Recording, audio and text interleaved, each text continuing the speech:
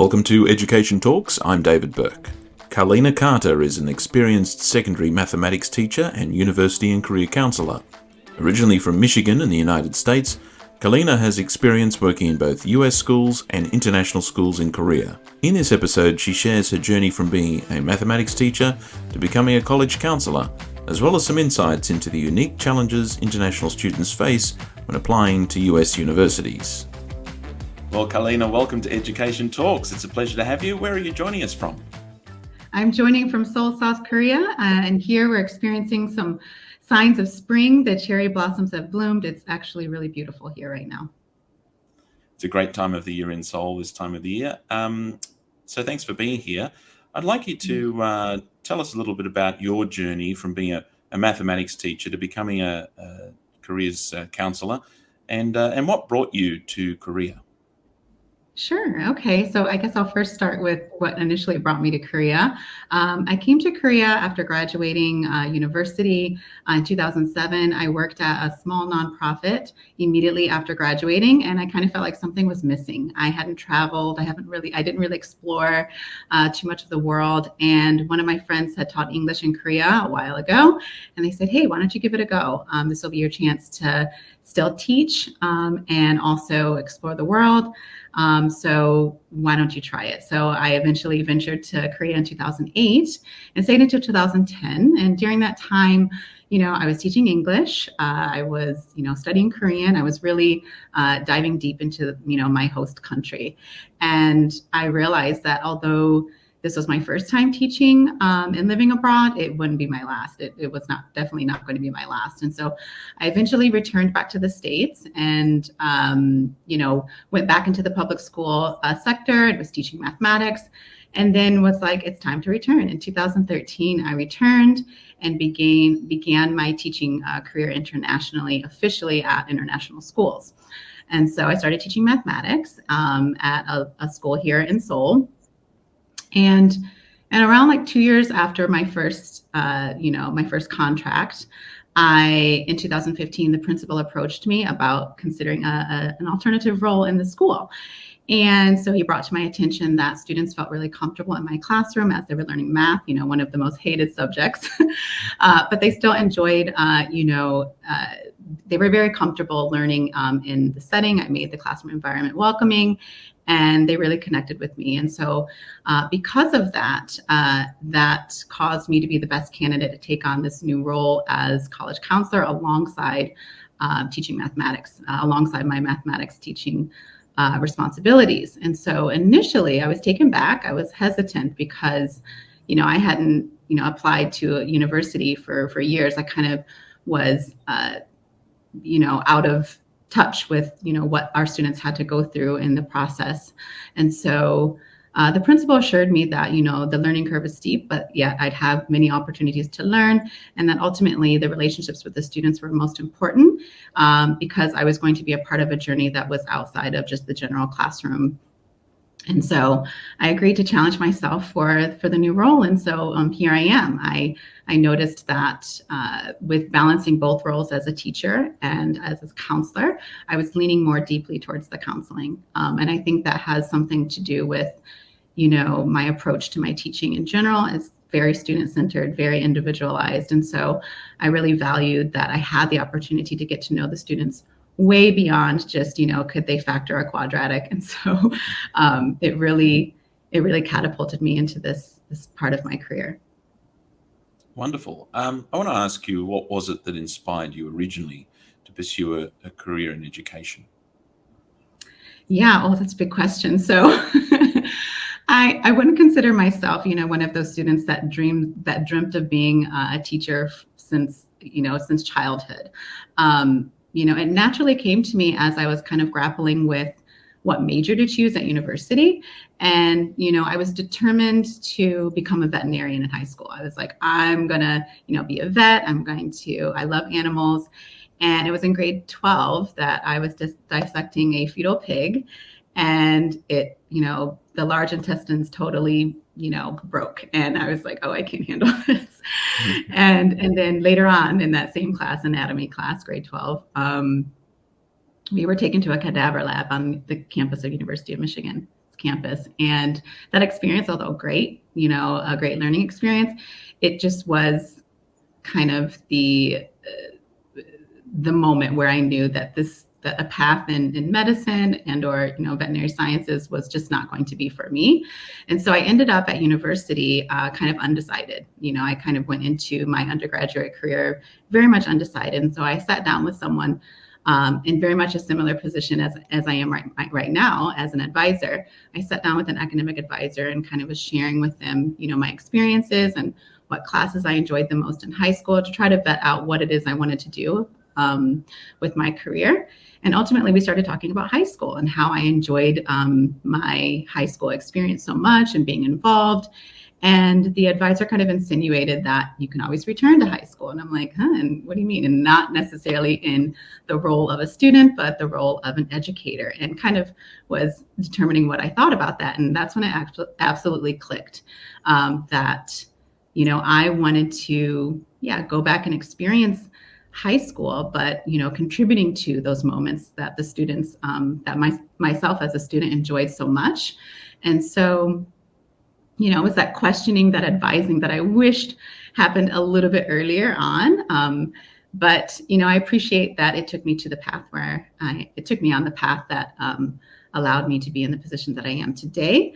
And so I'm always an advocate for education and loved learning and going to school. And so I truly thought school was a magical place. So what better career to aim for if you have that mindset? And so I majored in mathematics because that was the class that I loved the most at the time. And that's what catapulted me to the field of education and being a math teacher.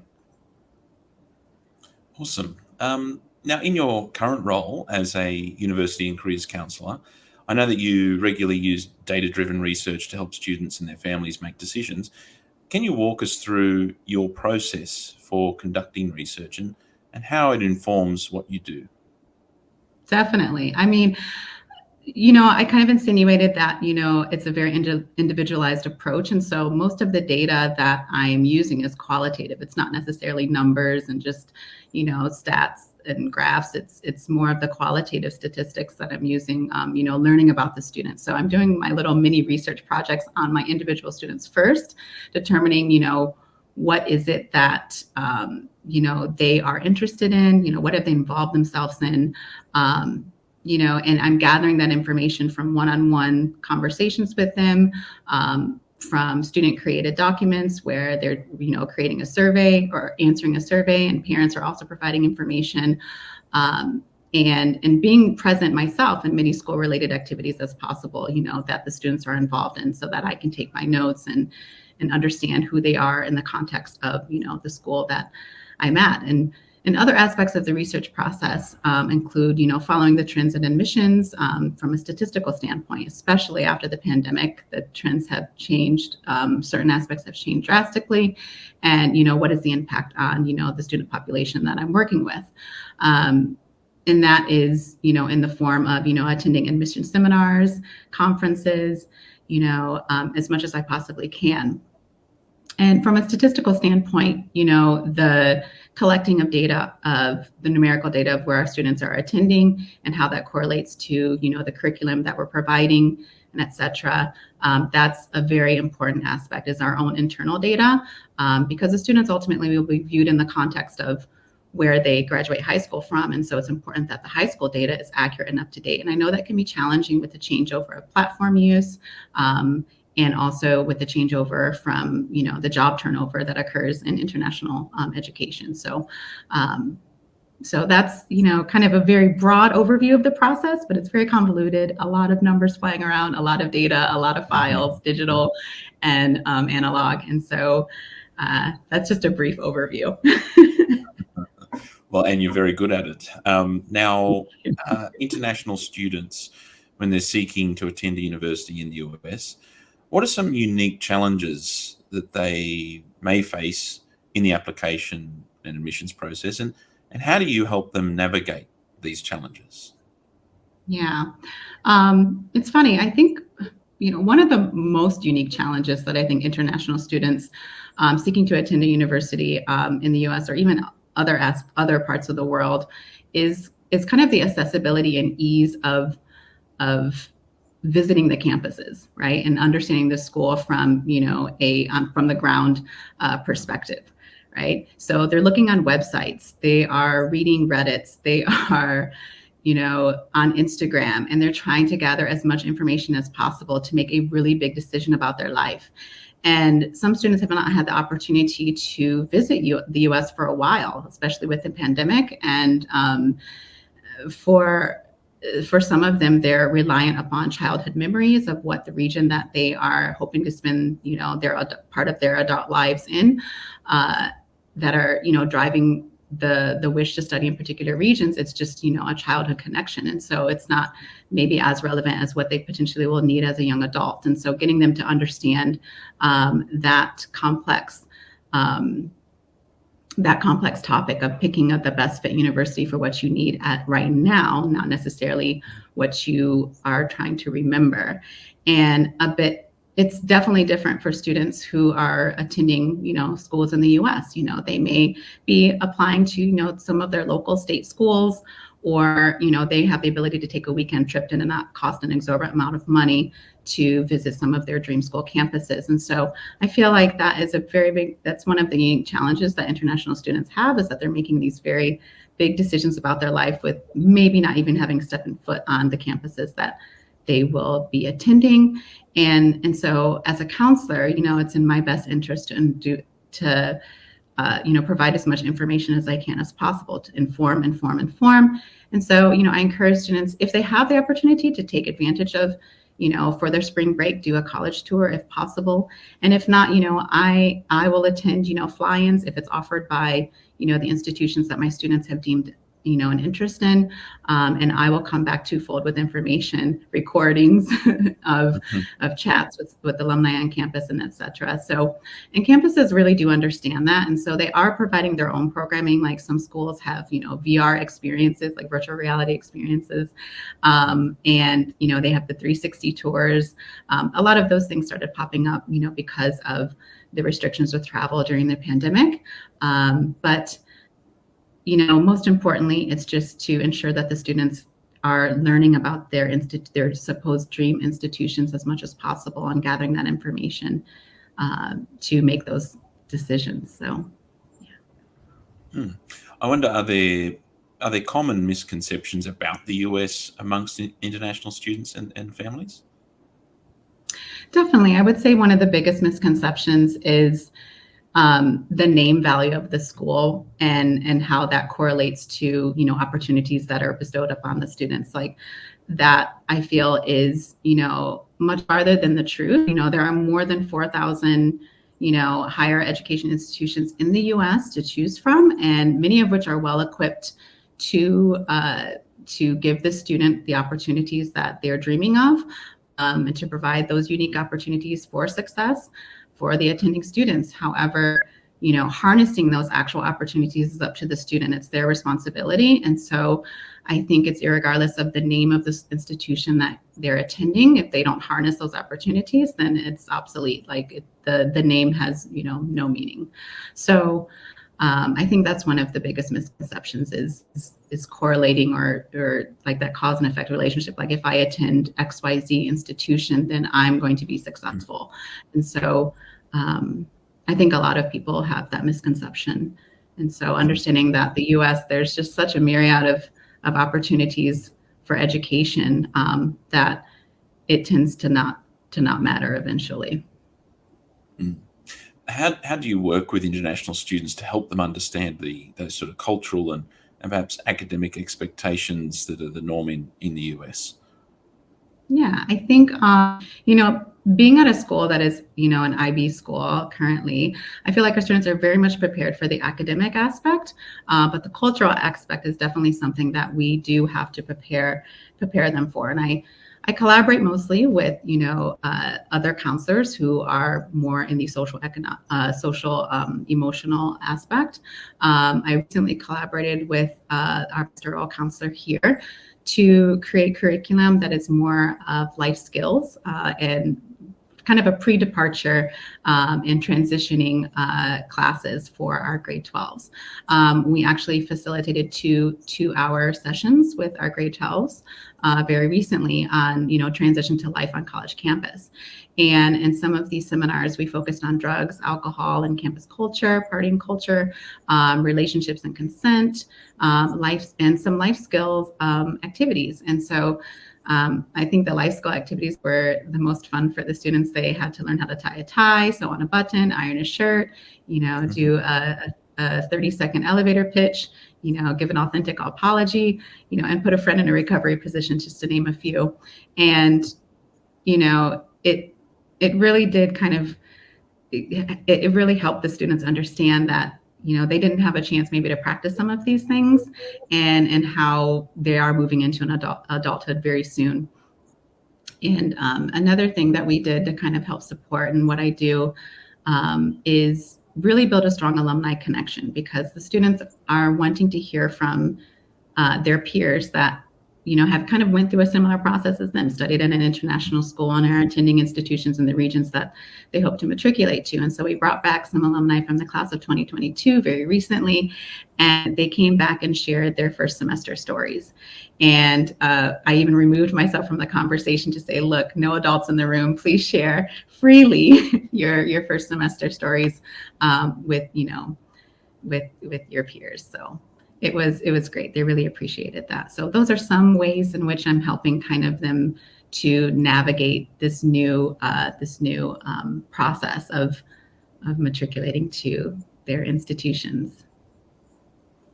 Now, Kaleena, as someone who holds multiple master's degrees, how do you see the role of higher education in preparing students for the workforce?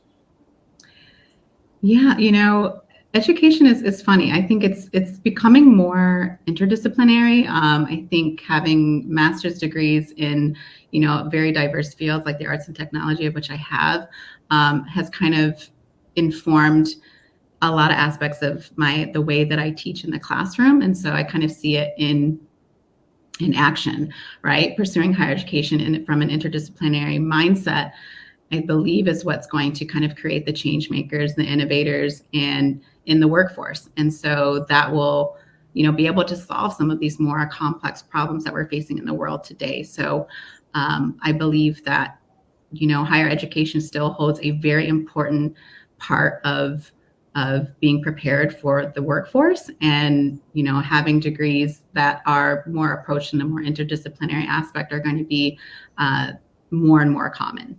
Right. So we're seeing like sustainability and environmental science, right? A lot of degrees are now combined, approaches to, rather than just the traditional kind of one-track major. So I'm seeing more and more of that crop up in higher education.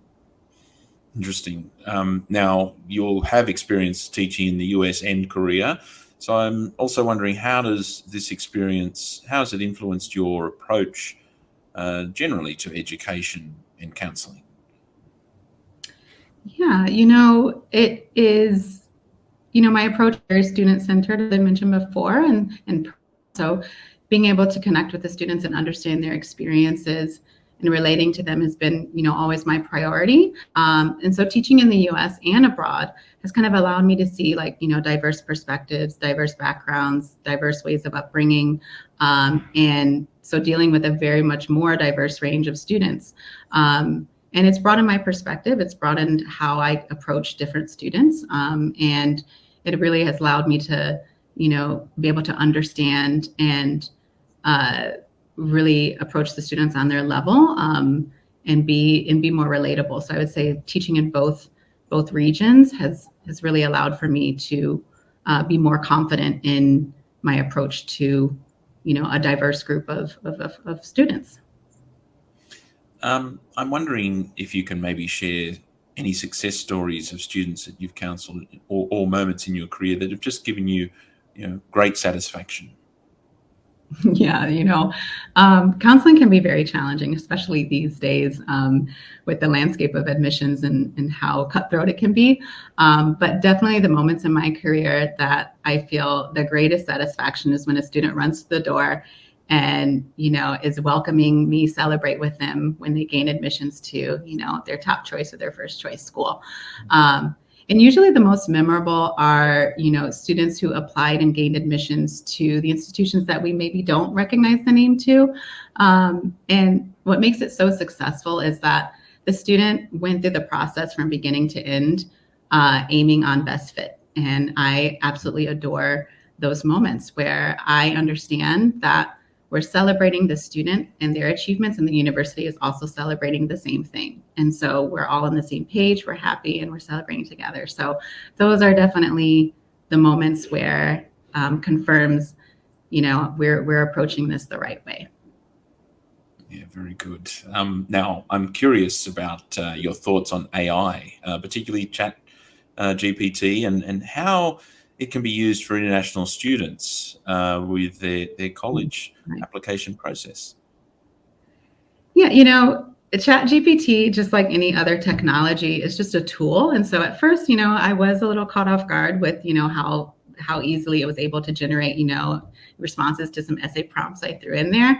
But I think it can be used in a more ethical way. Like, obviously, students can use it to maybe generate some college lists if they're having trouble finding, certain qualities of institutions, or they want, a particular major and they're having issues finding, that niche major and what institutions offer that major. I think they can use it in that aspect. But, just like any other information found on the internet, they have to go to the source and confirm. They have to vet out what is, being spit out by this, this black box technology.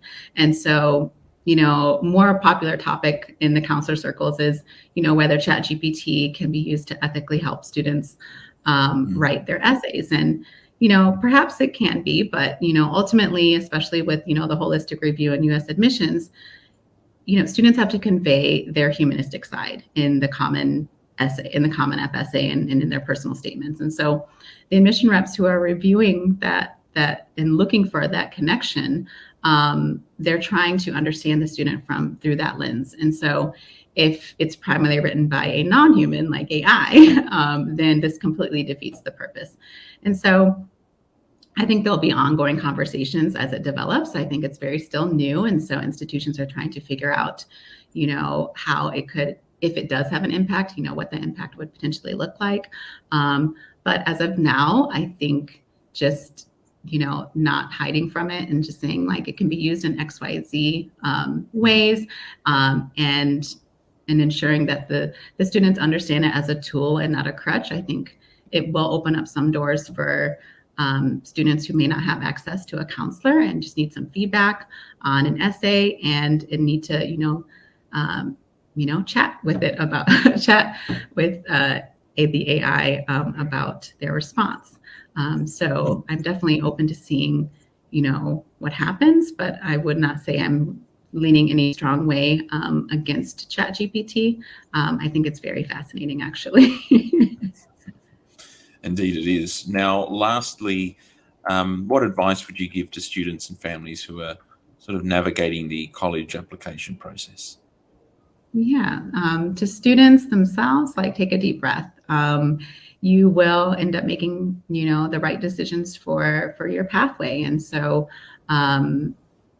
you will end up where you should be. And so I don't think that there should be a lot of stress put onto the process. It's just a process.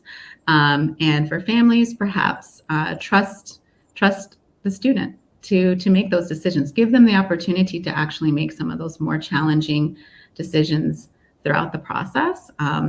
These are life lessons that cannot be learned elsewhere. And so let them lead and take the wheel.